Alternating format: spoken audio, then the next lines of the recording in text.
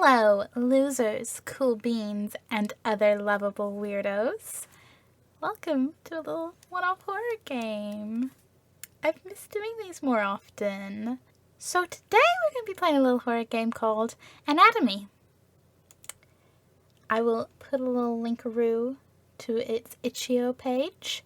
The little description says, every house is haunted. Explore a suburban house. Collect cassette tapes. Study the physiology of domestic architecture. Which just makes me go, so we're going to a sentient house or something? Has a little content warning for distorted flashing images, body horror, and strong horror themes. Ooh, tape noises. Please be more thrilling than that snowman. Ooh, 1994, huh? What a year.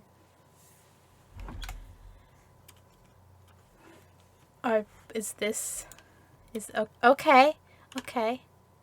We're in a house. Hello? Yes, we're in a house with a good old video effect. I guess that door is locked. We won't know because this isn't Resident Evil. Oh, hey, is this door locked? Yeah, okay. It's a bit dark, isn't it? Yeah, we got a sofa, we got a TV. I bet that'll be relevant. A little chair, yes. We have a house with furniture. How wonderful. Happy or ominous? I do not know. Wait, is there a body on the table? Okay, maybe, yeah, ominous, maybe? Maybe, I say maybe because, maybe it's, medical, but on the other hand, wait, is there two people? I don't know what's going on in this pixelated image, but there's a lot of people. Hello? No, okay. I didn't need to go through a door anyway.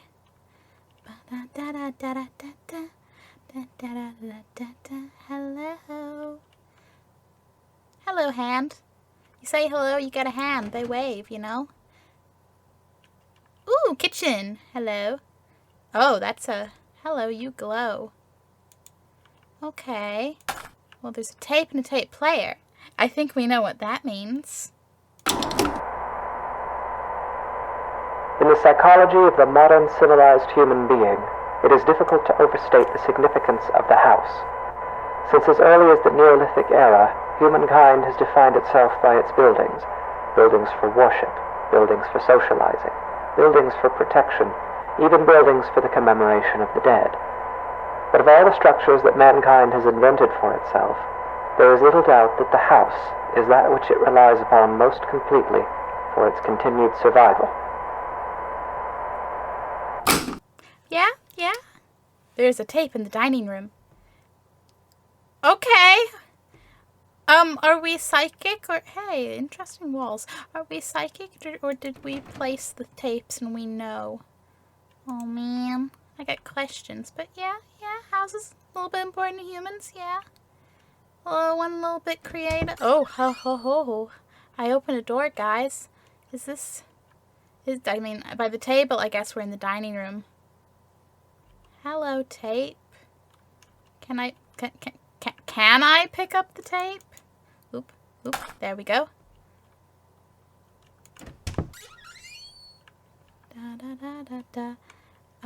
Nice wallpaper. Okay, this is through the living room. I see. Ooh! Skeletal creatures that are either about to fight or play. I don't know. It could be the little dog-like play stance thing, or it could be a grr, hiss, rah. But I appreciate that artwork. I like that one. Of course I do. They're skeletons. Spooky, scary skeletons. Put in the tape.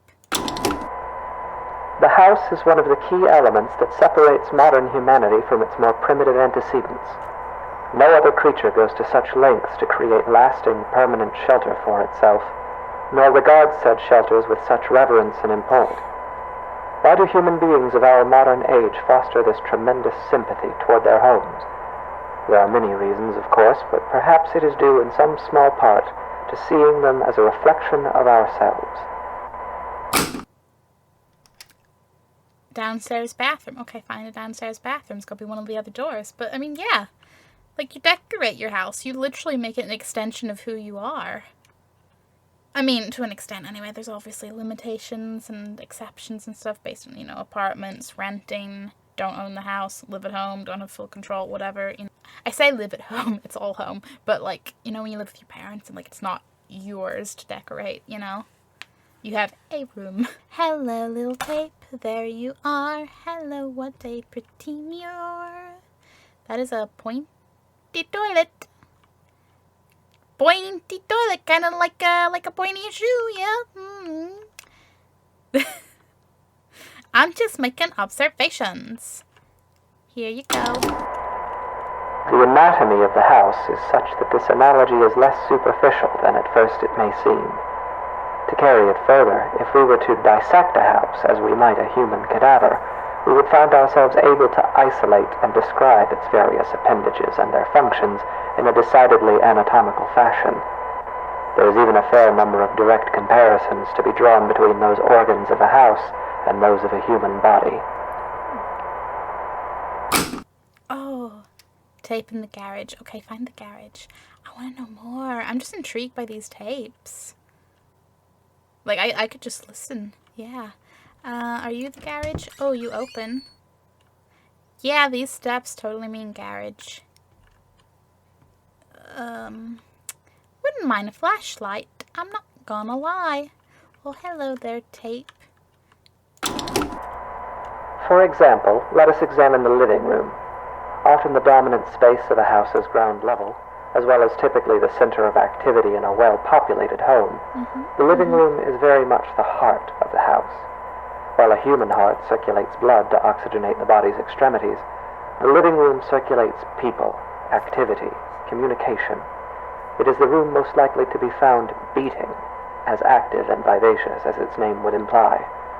The comparison is only strengthened when we consider also that the living room is most commonly the room to contain the fireplace, making it additionally a locus of actual physical heat. These things are all accurate. Tape in the living room. Go figure. Go figure. This is all accurate, but there's also me sat here going like, and if you spend all your time in your bedroom, Obviously, that's a one part of living at home, one room kind of situation. All of my stuff's in one room. But even in the apartment, yes, there was the room we had the computers in, and that's where I spent my time. But that was different from the living room itself. Although I think a lot can be blamed for we did not pick out the most comfy sofa. Hello, tape. Come with me, tell me more. Boom. It is easy to think of the kitchen and dining room as the stomach or digestive system of a house, though this comparison is tenuous. By contrast, the function and analog of a bathroom should be immediately obvious. The hallways and corridors of a house are its veins, providing circulation coursing throughout its frame. A staircase bears more than a passing resemblance, both physically and symbolically, to a spine. The windows of a house serve much the same purpose as eyes, and anyone who has ever rounded a bend or long drive and come suddenly face to face with a tall, dark manor will tell you that it is difficult to shake the impression that the house, through its lightless windows, is a creature capable of vision and intelligence. Well, you know, you think of tape of the stairs, woohoo! Or you think of the famous house windows, like the windows in the Amityville Horror House. Tell me more, mysterious body house autonomy tape person. The bedroom is perhaps the room that most eludes direct comparison in this fashion. At a stretch, and allowing for a bit of poetic sympathy, it might be said that the bedroom is not unlike the human mind, or those parts of it which dictate thought and imagination. In the bedroom, dreams are dreamt, passions are ignited, epiphanies are experienced in cold sweat at early hours. In the bedroom is where people invariably spend the majority of their time, though comparatively little of it whilst conscious. Again, I'm a bit of an exception there, but yes. We have covered that. Are you the first door? No, you are not.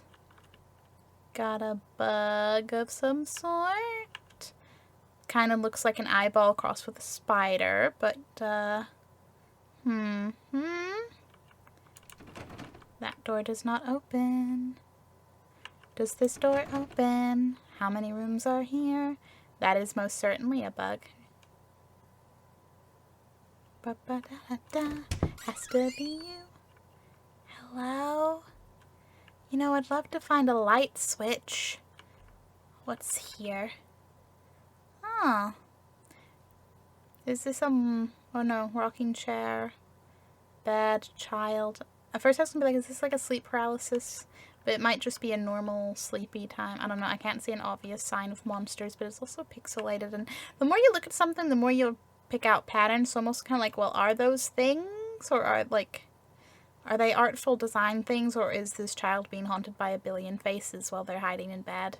You know, could see it either way. Da, da, da, da. Ooh, I like the purple bedding.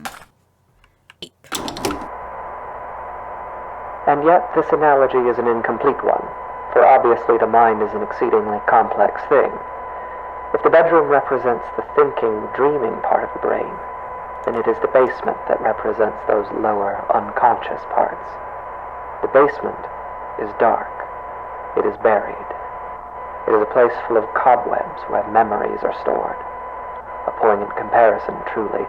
Often the unnerving uncertainty that comes with considering the deeper aspects of the human psyche is not unlike gazing down at the swimming blackness pooled at the bottom of a basement stairwell. It is a place we spend our childhoods filling with monsters that will lay for years in patient silence.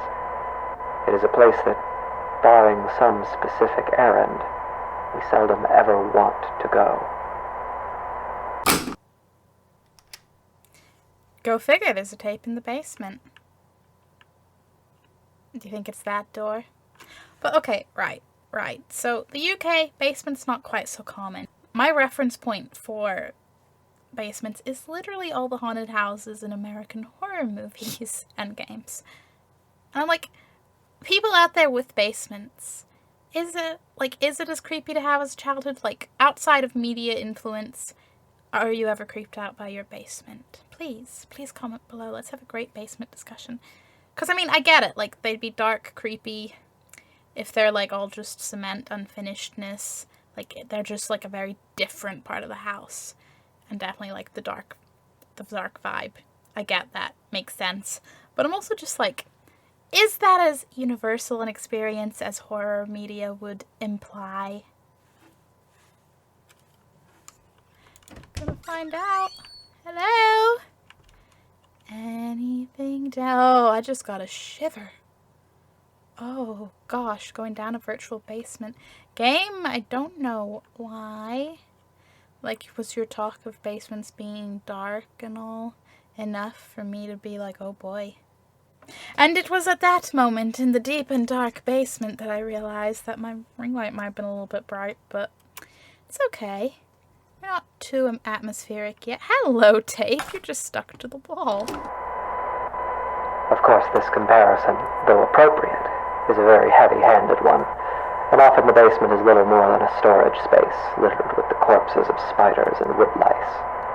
While poets and psychoanalysts no doubt dread the thought of a dark basement, in truth, it is the bedroom, the waking mind, that place of dreams, that is actually the most frightening of all. I'll agree to that one. There's a tape in the master bedroom. Okay, we are upstairs. Does this door open? Yes. Hello? Tape? Ooh, it's very red. I like the red.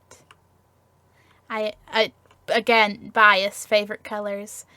But also just wondering if that has any significance. Hello, Tape. This room's rather large. Oh! There's a tape player in this room. Ooh. Skull, teeth. More teeth. This is all teeth.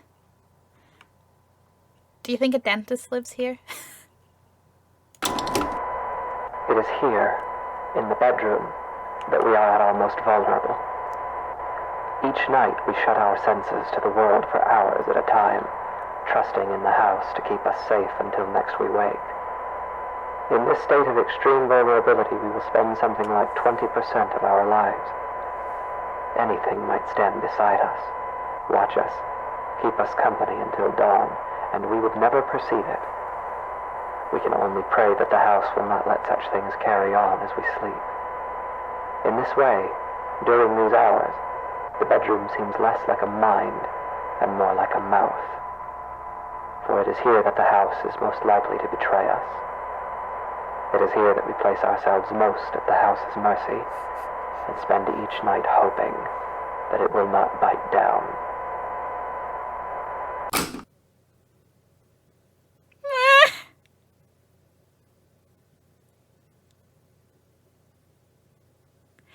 I was gonna say, gee, I hope the only thing lurking around me while I sleep is Hamble and other plushies.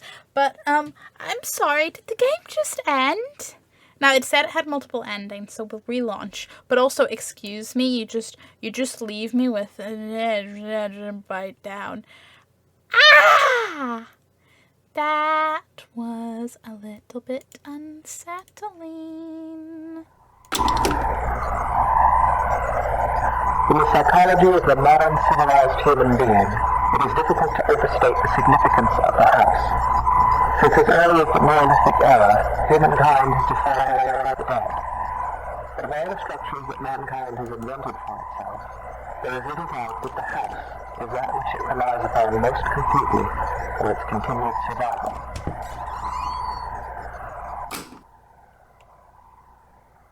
There is a tape in the dining room. Oh. Oh, what a delightful stretched out. There's a tape in the dining room. That thing creeps me out purely because it looks like two eyes and a big gaping mouth on a thing taller than me. Getting creeped out by furniture. Yes, yes. Getting creeped out by furniture. Yes, yes. It's getting more distorted. I don't like this. I don't like this. But it's also kind of funny.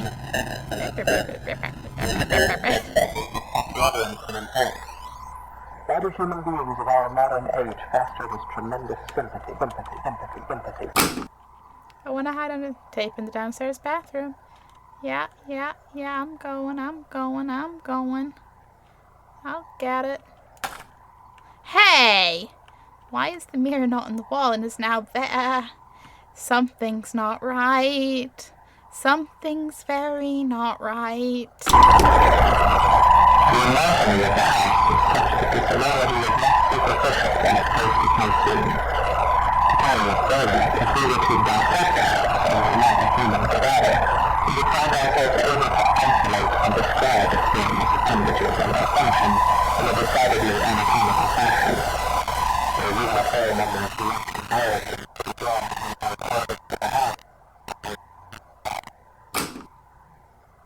There is doors are unlocked. Well, that door's still locked. Oh man. I keep getting shivers and I don't know if that's like the... Hey. Okay, I think there's gonna be secrets once we get enough doors unlocked. But, no, what was it? I don't know if it's just the audio. I don't know if it's some... I don't know what's unsettling me this much, because I feel like whilst things are a little creepy, it's not, you know. But I am getting shivers, and I don't think it's because I'm cold. You know what? It's okay, picture. I too would like to blink out of existence momentarily. Just blink back in. Nice bath. What about this door? Hello? Ooh, ring carpet. Not that exciting. I just know the color, you know. Hello. Okay, you have a...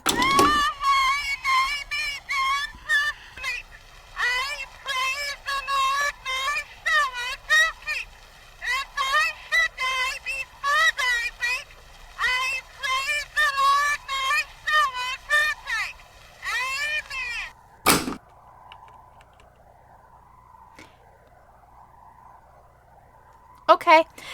Yeah, the picture's kind of like, is this a girl being harassed by creepy dolls because she has a favorite doll? Or, I don't know what to make of that. And the windows are blinking in and out of existence too. Great. I don't feel very stable in this house. Hello? Hey. What's going on? There is a tape. Let's go play. Okay, play.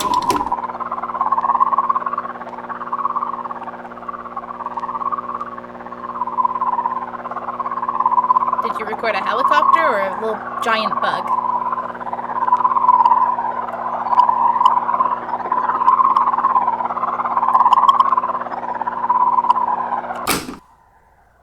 There's a tape in the living room. Okay. It is easy to think of the kitchen and dining room as the stomach or digestive system of the house, though this comparison is tenuous. By contrast, the function and analog of its bathroom should be immediately obvious. The hallways and corridors of the house are like veins, providing circulation coursing throughout its frame. A staircase bears more than a passing resemblance, both physically and symbolically, to a spine. The windows of the house serve much the same purpose as eyes, and anyone who has ever rounded a bend on a long drive and come suddenly face to face with a tall, dark manor will tell you that the house is a creature capable of... You didn't need to get suddenly louder. Are you gonna tell me where the next tape is? Are you... Come on. No? Fine. It's okay. I'll find it myself. The tape is floating. I don't like that. The bedroom is perhaps the room that most eludes direct comparison in this fashion. At a stretch, and allowing for a bit of poetic sympathy, it might be said that the bedroom is not unlike the human mind, or those parts of it which dictate thought and imagination.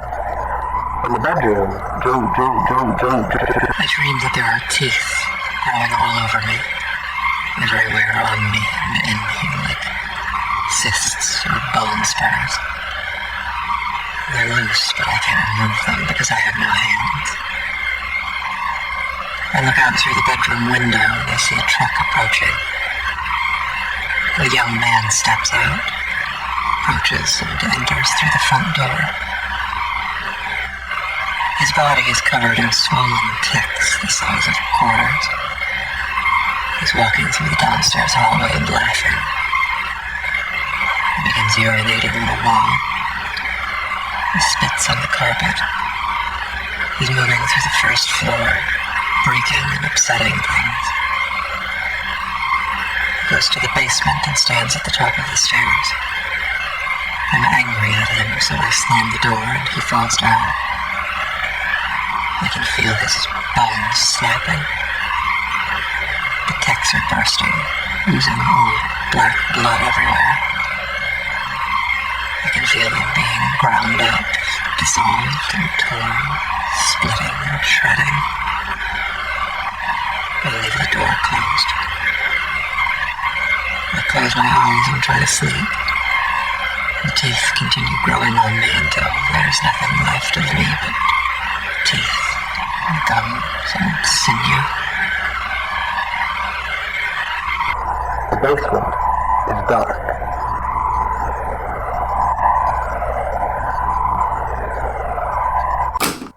Well, for one...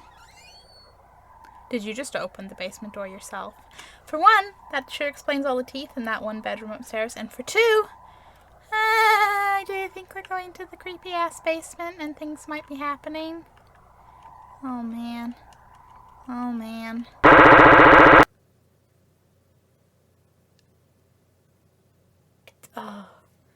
I love this because it's like, it's not...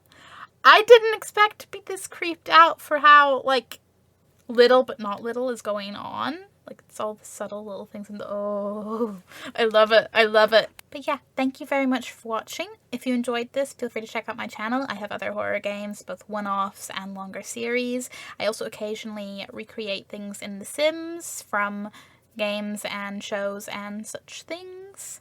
Highlights including the bunker from Supernatural, some of the Phasmophobia houses, and I don't know if I'll have finished it by the time I upload this, but at least a work in progress.